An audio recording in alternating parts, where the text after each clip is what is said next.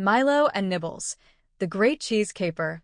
In a bustling little village, where the rooftops were lined with flower pots and the streets were filled with laughter, there lived an unlikely pair of best friends. Milo, a clever and adventurous cat, and Nibbles, a playful and quick-thinking mouse. They had grown up together and had been best friends for as long as they could remember, even though cats and mice were supposed to be enemies. But not Milo and Nibbles. They were the best team in the whole village.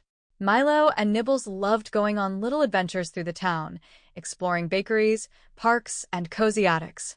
But one place they loved most was the cheese shop, run by Mr. Gouda, a kind old man who made the best cheese in the world. Every Saturday, Milo and Nibbles would visit the shop to see if Mr. Gouda had any cheese scraps to share. One sunny afternoon, Milo and Nibbles scampered down the cobblestone streets to their favorite spot. As they approached the cheese shop, however, something seemed different. The door was wide open, and when they peeked inside, they found Mr. Gouda pacing back and forth with a worried look on his face. "Milo, Nibbles," Mr. Gouda exclaimed when he saw them. "Oh, I'm so glad you're here. Something terrible has happened." Milo tilted his head. "What's wrong, Mr. Gouda?" "The grand cheese wheel, my most prized creation, has gone missing," Mr. Gouda cried. "It was supposed to be the centerpiece for the village feast tonight, but it's disappeared from my shop." Nibbles gasped. "Who would take the grand cheese wheel?" "I don't know," Mr. Gouda said, wringing his hands. "But without it, the feast will be ruined." Milo and Nibbles exchanged a determined glance. "Don't worry, Mr. Gouda," Milo said confidently. "We'll find the cheese, and we'll bring it back before the feast," Nibbles added, his whiskers twitching with excitement. The two friends quickly set off to solve the mystery. Their first stop was the alley behind the cheese shop. Nibbles sniffed the air, his tiny nose twitching as he followed the scent of cheese. "This way," Nibbles said, scurrying along the cobblestones with Milo close behind. They followed the trail through the marketplace, dodging carts and weaving between people's legs, until they reached the town square. There, they found a suspicious trail of cheese crumbs leading toward the town fountain. Milo crouched low, his tail flicking. "I think we're onto something." The trail of cheese crumbs led them around the fountain and down a narrow alley. Suddenly, they spotted a shadowy figure carrying something large and round.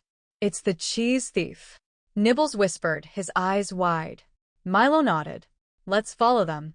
They quietly crept after the figure, staying hidden behind barrels and crates as the thief made their way to the old clock tower on the edge of town. The figure disappeared inside, and Milo and Nibbles hurried to the base of the tower. "We need to sneak inside," Milo said. "But we have to be careful." Together, they slipped through a small opening in the tower's door and made their way up the winding staircase. As they reached the top, they saw the shadowy figure standing in front of the grand cheese wheel, which was perched on a table in the middle of the room. The figure turned around, and to their surprise, it wasn't a villain at all. It was Whiskers, the village stray cat who always hung around the marketplace. "Whiskers!" Milo exclaimed. "What are you doing with the grand cheese wheel?" Whiskers looked embarrassed. "Oh, it's not what it looks like," he said, his ears drooping. "I wasn't trying to steal it. I was just so hungry and it looked so good. I was going to take a little piece, but then I realized it was the grand cheese wheel, and I didn't know how to put it back." Nibbles blinked. "Why didn't you just ask Mr. Gouda? He always has extra scraps." Whiskers sighed. "I didn't think anyone would care about a stray like me." Milo stepped forward. "Everyone deserves kindness, Whiskers. Mr. Gouda would have been happy to help." Nibbles nodded. "And we can help you put the cheese back. Let's return it before the feast." Whiskers' eyes lit up with hope. "You'd really help me." "Of course," Milo said with a grin. "That's what friends do." Together, Milo, Nibbles, and Whiskers carefully rolled the grand cheese wheel back down the clock tower steps and through the streets of the village. When they arrived at the cheese shop, Mr. Gouda was overjoyed to see his prized cheese return. "You found it!" Mr. Gouda exclaimed.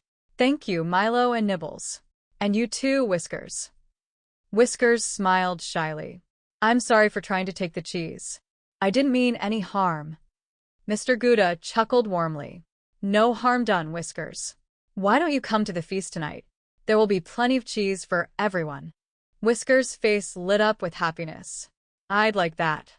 That evening, the village feast was a grand success. The townspeople gathered in the square, laughing and enjoying the delicious food, with the grand cheese wheel as the star of the celebration. Milo, Nibbles, and Whiskers sat together, nibbling on cheese and feeling proud of their adventure. You know, Nibbles said with a grin, I think we make a pretty good team. Milo nodded. And from now on, we'll always be here to help our friends. As the stars twinkled above them and the music of the village filled the air, the three friends knew that this was just the beginning of many more adventures to come.